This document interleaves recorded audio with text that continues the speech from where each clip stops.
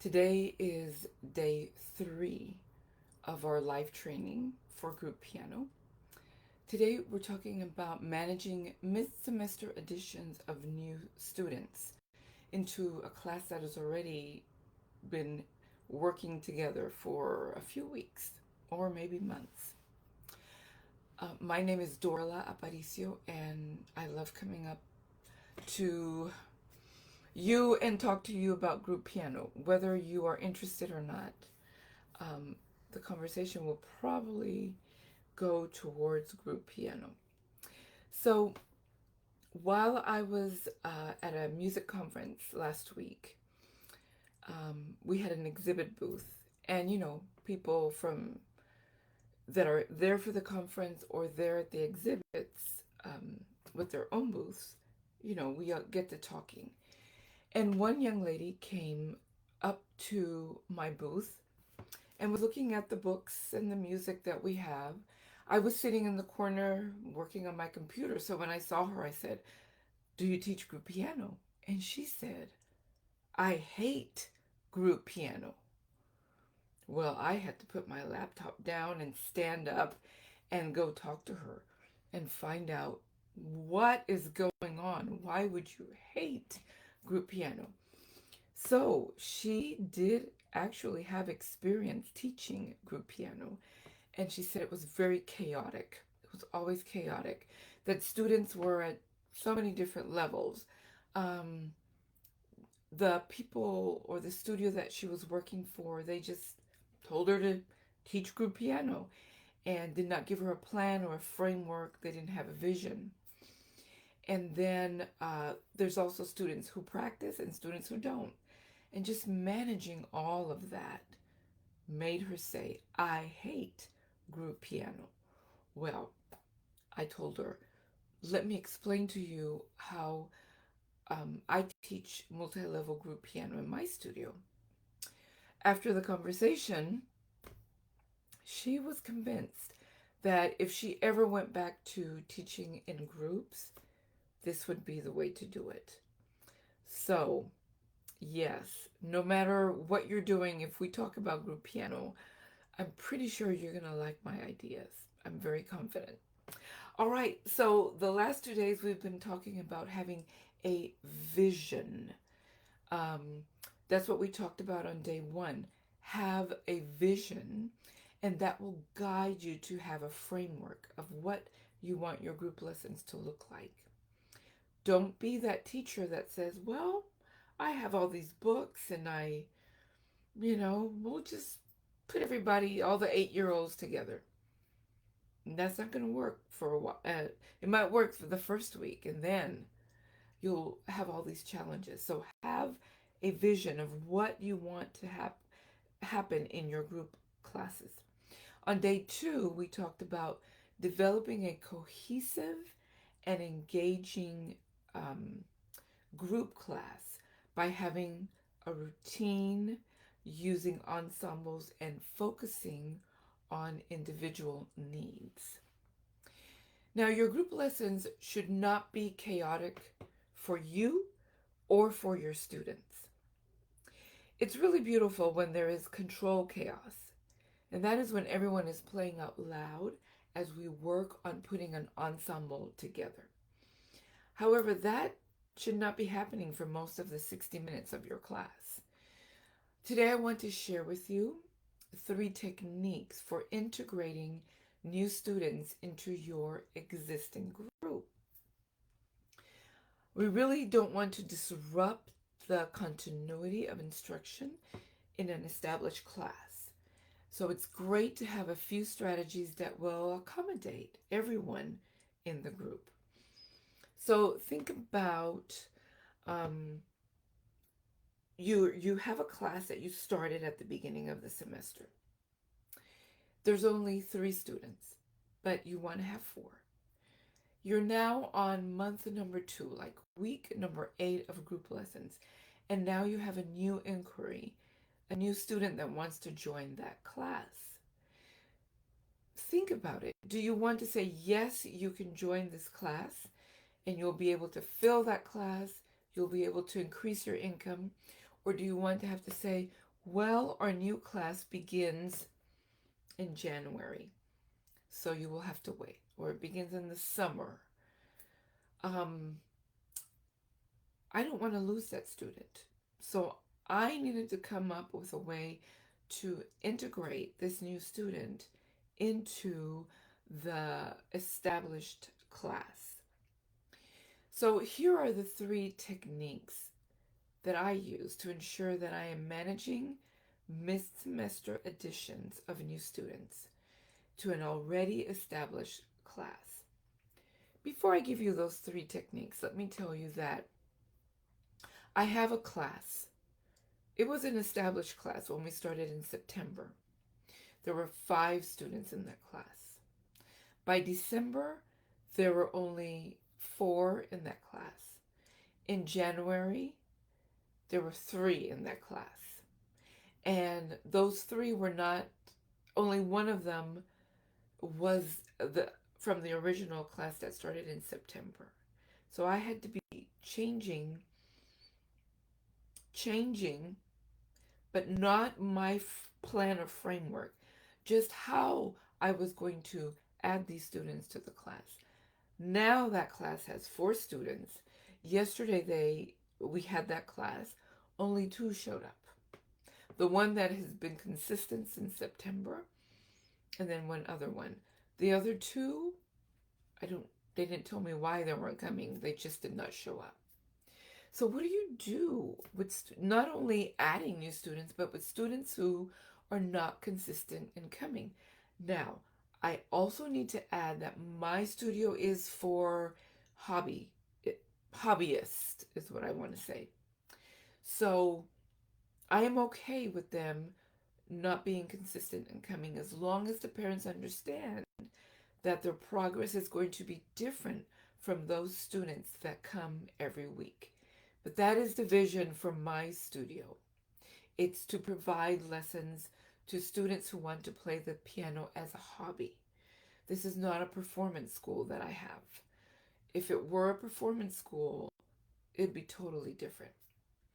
So I had to find a way that I wouldn't be going bananas trying to figure out what to do to keep the students that are here always and to also address those that are not always here and new students that join that class. I still have 2 or 3 spaces that I could add to students to this class. So how would I do that? Well, here are the 3 techniques that I use. Number 1, multi-level ensemble. Number 2, easy level for the transfer student. Number 3, new students have a labeled piano. So, how does that work?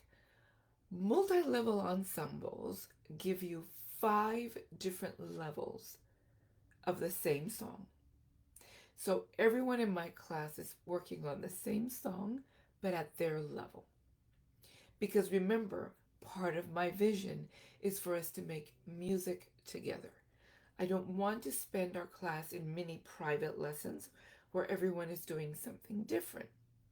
So I use ensembles that are multi-level where I can mix a beginning student all the way to an early intermediate student in the same class. Now, if I have a transfer student, and this is number 2, then I give them an easier level. A transfer student, usually you meet them before they join the class. Even though in my case, I don't meet the student. I talk to the parent via email. I invite them to come observe if they want, but if they want to participate in that class, they're welcome to do so. And the way I do that is by labeling their piano. Now, if they bring a book and tell me this is what I've been playing, then I would give them a level lower than what I see they can play.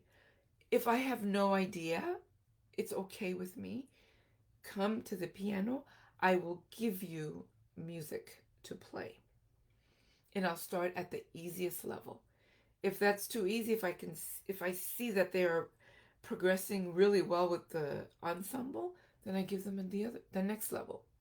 No big deal. And we can find where to position that student, at least for this week, at least for this lesson. So that's what I would do for transfer students. For the new students, which is number 3, I label the piano. What do I mean by that? Well, I use little sticky note flags, and I put a sticky note on each of the notes that we're going to play. Now remember, this student is going to learn where to put their hand on the piano, because one of the first things that I do in my routine for class is that we play scales. So this new student has their keyboard labeled and they know where to put their hand. And that scale that we just reviewed or learned will be the same scale that we are working on for the song we're playing this particular day.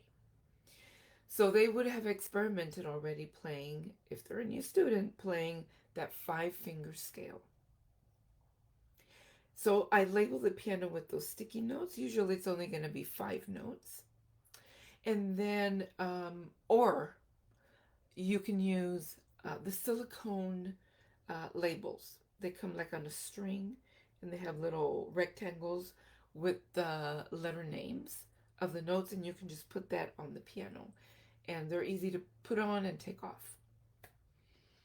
Why do I do that? I want the student to be successful.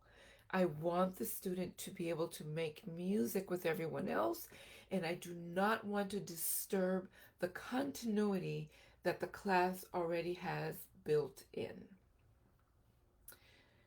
Okay, because you already have a vision of what your group piano class will accomplish, and you have set up a routine using ensembles, and you know how to focus on the individual needs of your students, adding a new student should be a seamless process. But notice, I had a vision. I already know what I want my classes to look like. I know what I want the outcome to be in my class. I'm not just putting people together and let's see what happens.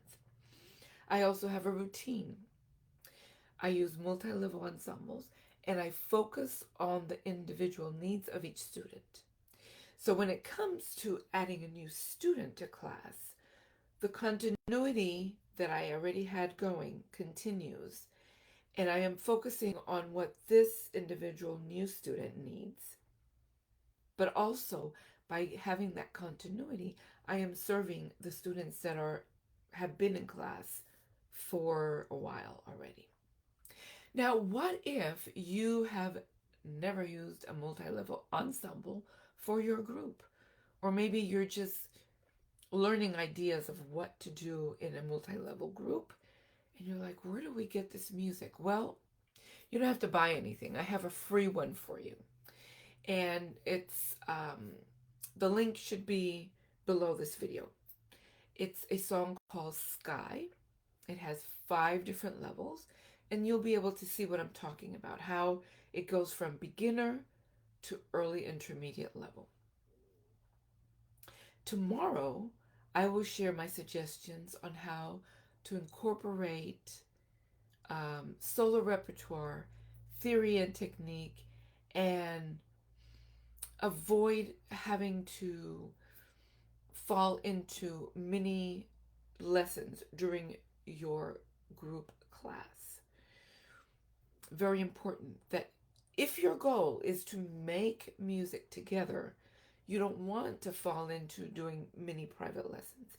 If your goal is to continue using headphones during the whole 60-minute class, and each student is learning individually, let's say on a screen or in their own method book, then that is different than what I am talking about. Now remember, Piano Pyramid Academy is now open, and I invite you to take advantage of the early bird price. That is $125. This will not give you access to the curriculum. That's something you purchase separately. but it will give you access to the training videos, very similar to what I'm doing now, where I teach you every step of the way of how to do a multi-level group piano class out loud. You'll have access to the store where you can see all the student books and teacher guides that we have available. You don't have to buy all of them, just buy the one that you need. And then remember to download Sky, that free multi-level ensemble, so you can try it if you've never tried it before. Thanks for watching, thanks for listening, and I will see you tomorrow.